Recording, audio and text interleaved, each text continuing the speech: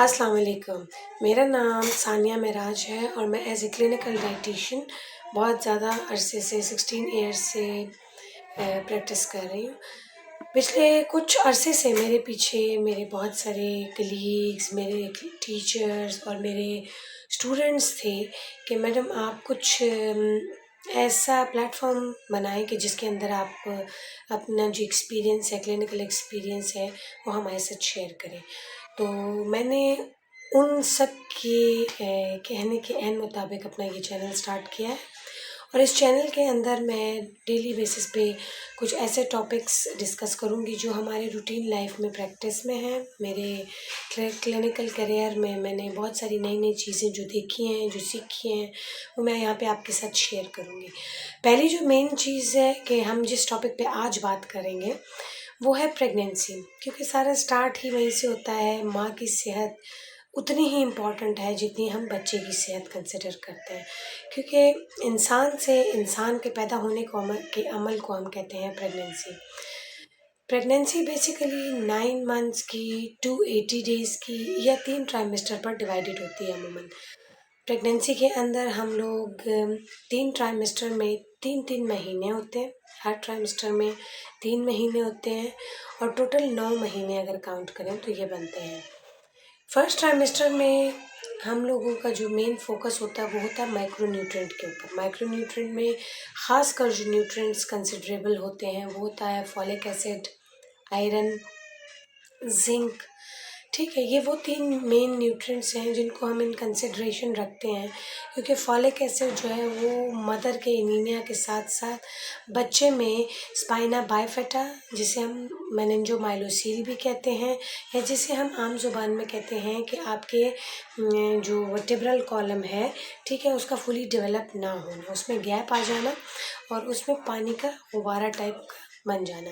ठीक है, letter in life उसका नुकसान ये होता है कि ये बच्चे जब कभी हम उसकी सर्जरी हो जाए, उसके भी स्टेजेस होते हैं, हम उस पर बाद में डिस्कशन करेंगे। लेकिन सर्जिकली अगर अब हम उसमें कोई इंटरवेंशन करना चाहें तो उससे अक्सर लोअर लिम्स के पैरालिसिस के बहुत चांसेस होते हैं। दूसरी चीज़ जो मेन प्रिवेंशन होती है कि हम फॉलिक एसिड क्यों देते हैं, तो वो ये होता है कि तालू और होंठ का कट जाना, जो कट लगे हुए तालू और होंठ के साथ बच्चे पैदा होते हैं, यानी क्लेफ्ट लिप पैलेट के साथ, तो उसकी प्रिवेंशन के लिए भी हम लोग फॉलिक एसिड देते हैं। और फिर द गुड थिंग इज़ कि फॉलिक एसिड देने की मेन वजह ये भी होती है कि माँ में भी मेगलोब्लास्टिक एनीमिया प्रिवेंट हो जाए और बच्चे में भी। इसके साथ साथ हम लोग आयरन देते हैं to prevent anaemia in both mother and offspring.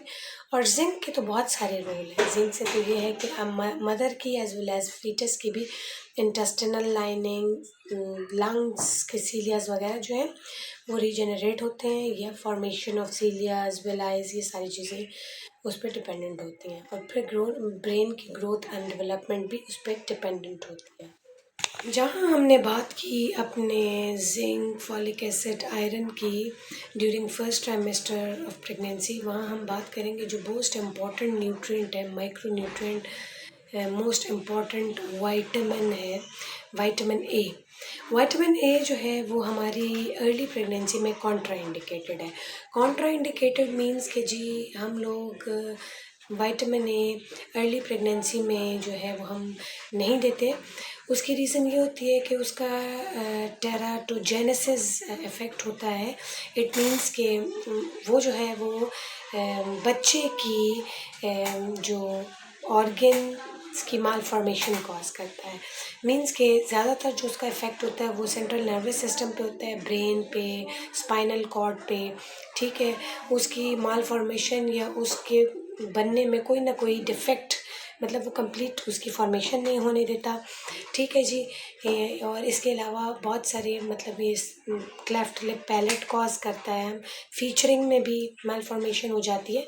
तो हम लोग अर्ली प्रेगनेंसी में विटामिन ए जो है वो हम अवॉइड करते हैं। अगर खुदा न खास्ता इन केस ऑफ आई साइंस, मतलब कोई आई रिलेटेड इश्यूज़ हो जाए, ठीक है, जो विटामिन ए लाइक बेटॉट स्पॉट और केराटोमलेशिया और ज़ेरोफ्थेल्मिया वगैरह, या फिर मीज़ल्स हो जाए इन अर्ली प्रेगनेंसी, तो we should avoid to give vitamin ए।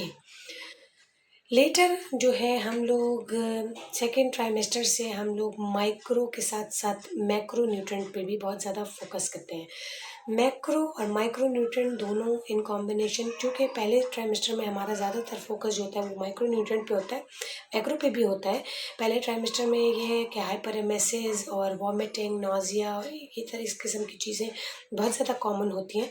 तो हम लोग जो हैं तो उस केसेस में small frequent and quality meal prescribe करते हैं, जो कि इंस्टेड ऑफ 3 बड़े खानों के मैं 6 से 8 छोटे खाने प्रेफर करती हूँ अर्ली प्रेगनेंसीज़ में। बाकी जो हम लोग अगर कैलकुलेशन पे चले जाएं तो हम लोग जो रिक्वायर्ड कैलोरीज होती हैं 24 घंटे की एक नॉर्मल इंडिविजुअल की, या उस जो भी प्रेग्नेंट फीमेल हैं उनके अकॉर्डिंगली जो रिक्वायर्ड कैलोरीज होती हैं उसमें हम लोग 300 कैलोरीज इंक्रीमेंट करते हैं। मतलब एक मुकम्मल खुराक, ठीक है, या 2 छोटी खुराकें ऐड करते हैं। सिंपल ज़ुबान में मैं अगर कहूँ तो 2 छोटी खुराकें। अगर हम अपना पायरामिड देखें, प्रेगनेंसी रिलेटेड पायरामिड, तो उसमें हम लोगों ने जो अगर हम सर्विंग्स निकालें तो हम लोगों ने उसमें 4 से 5 सर्विंग फ्रूट्स एंड वेजिटेबल की ऐड करनी होती हैं। 10 से 12 सर्विंग हम सीरियल्स की ऐड कर लेते हैं।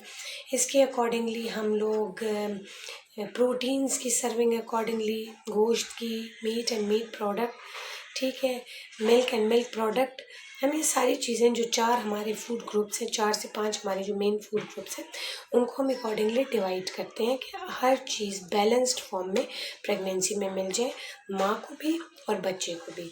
हमारे यहाँ पे जो मिथ्स हैं, कुछ मिथ्स ऐसे हैं कि जिसके अंदर कुछ नॉर्म्स हैं हमारी कम्युनिटी के, हमारी सोसाइटी के, कि प्रेगनेंसी हो या लैक्टेशन, यानी हामला ख़वातीन और दूध पिलाने वाली माएँ, उनमें हम बहुत सारी खुराकें जो हैं वो बंद कर देते हैं। ये हमारी सोसाइटी का मिथ है, ऐसी कोई भी बात नहीं है, कोई भी ऐसी खुराक, ठीक। विटामिन ए जो मैंने रोका है, विटामिन ए बेसिकली अगर आप डाइट से लेते हैं तो हमने मेगा रिलेटेड डोजेज़ रोके हैं। जैसे 10,000 इंटरनेशनल यूनिट से लेके 25,000 इंटरनेशनल यूनिट से कम मिकदार आप ले सकते हैं, इससे ज़्यादा मिकदार आप नहीं ले सकते। 10,000 से ज़्यादा मिकदार आप नहीं ले सकते, उससे कम तो आप डाइट से आराम से ले सकते हैं। दूसरा, हम जो खुराकों से न्यूट्रिएंट लेते हैं, बहुत सारी खुराकों के न्यूट्रिएंट्स की एब्जॉर्प्शन और डाइजेस्टिबिलिटी वेरी करती है। ऐसा नहीं होता कि हमारे खुराक से आने वाले न्यूट्रिएंट्स कंप्लीट फॉर्म में आपकी बॉडी को मिले या आपके ब्लड स्ट्रीम में शामिल हो जाए, ऐसा नहीं होता। हमने सप्लीमेंट लाजमी करनी होती हैं कुछ चीज़ें। इसके साथ हम लोग अगर सेकेंड ट्राइमेस्टर की बात करें तो सेकेंड ट्राइमेस्टर में फॉलिक एसिड, आयरन, जिंक के साथ साथ जो चीज़ें हम इंक्रीमेंट करते हैं वो होती है on top of the line Colin. Colin चूँकि मैं सप्लीमेंट से तो इजीली अवेलेबल नहीं होता, तो हम डाइट से ही करते हैं, जिसमें रेड मीट बहुत ज़बरदस्त सोर्स है कॉलिन का, एग यॉक, अंडे की जर्दी बहुत ज़बरदस्त सोर्स है कॉलिन का। इसके अलावा जितने भी मटन, बीफ, ये सारी चीज़ें, ग्रीन लीफी वेजिटेबल, ये कोलिन का बड़ा बेस्ट सोर्स है। और कोलिन ऐसा वाहिद न्यूट्रिएंट है जो कि आपकी ब्रेन की ग्रोथ एंड डेवलपमेंट में, फीटस के ब्रेन ग्रोथ एंड डेवलपमेंट में बहुत मेजर पार्ट प्ले करता है। इसके अलावा आगे चले जाएं तो विटामिन डी, कैल्शियम की रिक्वायरमेंट एडजस्ट होती है, वो ऐड करना होता है, अपने सप्लीमेंट करना होता है अपनी डाइट में। इसके साथ साथ अगर आप चले जाएं अपना नेक्स्ट फर्दर ट्राइमेस्टर्स में, तो आपने कैल्शियम के साथ साथ, ठीक है, B12 भी हमारे विटामिन, मतलब multi vitamins, multi minerals supplementation आपने देनी होती हैं। इसके साथ आपकी जो नॉर्मल रूटीन की खुराकें हैं जिसमें 3 मील हमारे होते हैं, तो हम उन 3 मील को डिवाइड कर देंगे स्मॉल फ्रीक्वेंट मील्स के अंदर, जो कि 6 से 8 खाने होंगे माँ के लिए। उसमें हम किसी चीज़ की रिस्ट्रिक्शन नहीं करेंगे। प्रेगनेंसी में किसी भी ऐसी खुराक की हम रिस्ट्रिक्शन नहीं करते अनटिल एंड अनलेस कि माँ को कोई कॉम्प्लिकेशन ना हो गई हो। लाइक अक्सर माँओं को नॉन न्यूट्रिशियस डाइट लेकिन पाइका की एक कंडीशन होती है, जिसे पीका भी बोलते हैं, आम जुबान में पाइका भी बोलते हैं। तो वो ये होता है कि आपके ब्लड का वॉल्यूम बढ़ जाता है। वॉल्यूम से मुराद मेरी ये है कि आपके ब्लड में फ्लूइड कंटेंट तो बढ़ जाता है, लेकिन सेलुलर काउंट थोड़ा सा कम हो जाता है। उस कम सेलुलर काउंट को की वजह से माँ को क्रेविंग्स होती हैं, डिफरेंट टाइप ऑफ क्रेविंग्स होती हैं, जिसमें उसको कच्चे चावल, गाची जिसे मुल्तानी मिट्टी कहते हैं, जैसे कि आप फ्रीज़र से बर्फ़ निकाल के खा लेते हैं, नॉन न्यूट्रिशियस डाइट की क्रेविंग होती है। तो इसको ओवरकम करने के लिए हमने आयरन को अकॉर्डिंगली एडजस्ट करना होता है। जैसे 6 mg पर kg के हिसाब से हम आयरन एडजस्ट, 6 to 8 mg के हिसाब से हम आयरन एडजस्ट कर लेते हैं सप्लीमेंट्स में। फिर उसके साथ साथ हम लोगों ने, अब जैसे प्रेगनेंसी बढ़ती चली जाती है और टाइम करीब आता जाता है सेकेंड ट्राइमेस्टर से थर्ड ट्राइमेस्टर में, तो हम लोगों ने माँ का वेट मॉनिटर करना होता है। माँ का जो मौजूदा वेट है उससे तकरीबन कमोबेश 12 kilo weight gain third trimester तक हो जाना चाहिए। 10 से 12 kilo weight gain third trimester तक हो जाना चाहिए। उसकी रीज़न ये होती है कि उसमें फीटस का वेट, एमनियोटिक फ्लूइड का वेट, ये सारी चीज़ें शामिल होती हैं। तो 10 से 12 किलो वेट हमारा मदर का ज़्यादा होना चाहिए। ठीक है, ये नॉर्मल साइंस हैं जो हमने प्रेगनेंसी में कंसिडरेशन में रखने हैं, जिसको हमने नोटिस करना है, जिसको हमने मॉनिटर करना है। ठीक है जी। बाकी जो लेटर इन प्रेगनेंसी एडिमा हो जाता है, तो उसके इश्यूज़ को हमने ओवरकम करने के लिए, जो अक्सर औकात पाँव पे एडिमा, चूँकि हमारी टांगों में, पैरों में स्मॉल जॉइंट्स होते हैं, उस पर इतना वेट लादना, तो वो एडिमा तो हो ही जाता है। तो उस कंडीशन को ओवरकम करने के लिए हमने मदर्स को थोड़े से गाइड करना होता है कि आपने फुट एंड रेस्ट करके लेटना है, आपने किस पोजीशन में, आपने कैसी एक्सरसाइजेस करनी है, वो एक्सरसाइजेस हम कुछ माँओं को सिखाते हैं। इसके साथ ही हमारा प्रेगनेंसी का होपफुली कि मैंने बहुत सारी चीज़ें आप लोगों की कवर कर दी होंगी, लेकिन अगर कोई चीज़ कवर नहीं हुई और कोई रिलेटेड क्वेश्चंस आपके प्रेगनेंसी से हैं, चूँकि प्रेगनेंसी में बहुत ज़्यादा इंटरवेंशंस तो हैं, लेकिन बहुत ज़्यादा नहीं है। ऑल्दो कि प्रेगनेंसी एक वास्ट फील्ड है, एक वास्ट टॉपिक है, not a field, vast topic है, लेकिन मेरे हिसाब से हमने बहुत सारी चीज़ें जो हैं वो कवर कर ली हैं। ठीक है, तो अगर कोई चीज़ रह गई हो तो आप मुझसे पर्सनली क्वेश्चन कर सकते हैं, आप कमेंट में बता सकते हैं, और होपफुली कि आने वाले जितने टॉपिक्स होंगे आप मुझे सजेस्ट करें कि मैं किस टॉपिक पे बात करूं अपनी अगली वीडियोस में, ताकि हम उन टॉपिक्स को कंपाइल करके मैं अपने पास एक लिस्ट बना लूं और डेली बेसिस पे एक एक टॉपिक पे डिस्कस करूं। बहुत ज़्यादा डिटेल में यहाँ नहीं बता सकती क्योंकि हमारे पास वीडियो का टाइम इतना ज़्यादा होता नहीं है। तो शॉर्ट एंड प्रिसाइज वीडियोज़ में मैं बहुत सारी चीज़ों को कवर करने की कोशिश करूँगी।